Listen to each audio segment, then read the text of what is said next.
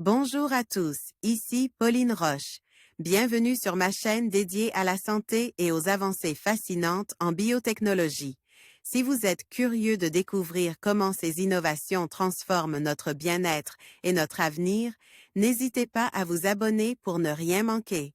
Prêt à en savoir plus? Bonjour Allons-y! à tous. Dans cette vidéo, je vais vous parler d'un outil essentiel dans le domaine médical, le stéthoscope. Je vais vous expliquer ce que c'est, comment il fonctionne et pourquoi il est si important pour les professionnels de la santé. Que vous soyez étudiant en médecine, passionné par le monde médical ou simplement curieux, cette vidéo est faite pour vous. Alors, restez avec moi pour découvrir tout ce qu'il faut savoir sur cet instrument fascinant. René Laennec conçoit le premier stéthoscope dans le cadre de l'auscultation cardiaque.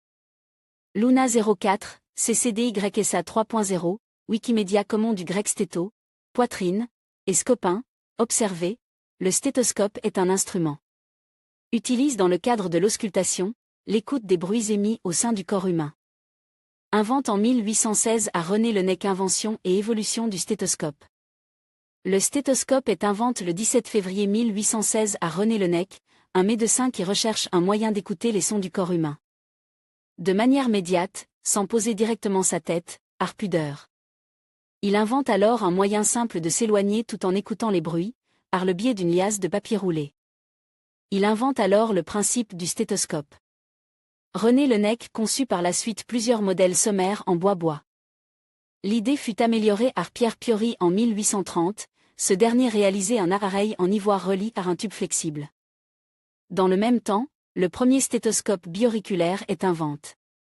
Enfin, en 1961, le docteur David Littmann crée l'appareil contemporain que nous connaissons aujourd'hui.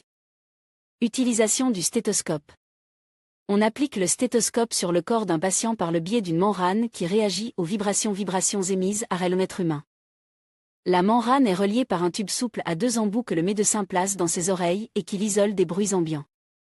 Ces embouts sont munis d'une lyre, une armature métallique qui amplifie les sons. Il est possible d'isoler certains bruits selon leur spectre.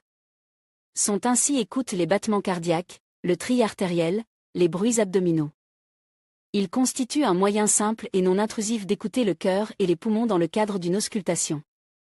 Aujourd'hui, il est utilisé par tous les médecins pour une auscultation cardiaque ou pulmonaire.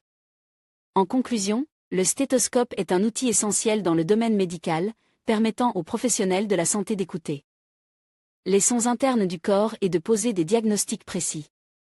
Que ce soit pour évaluer le rythme cardiaque, les bruits respiratoires ou d'autres fonctions vitales, cet instrument a révolutionné la pratique médicale depuis son invention.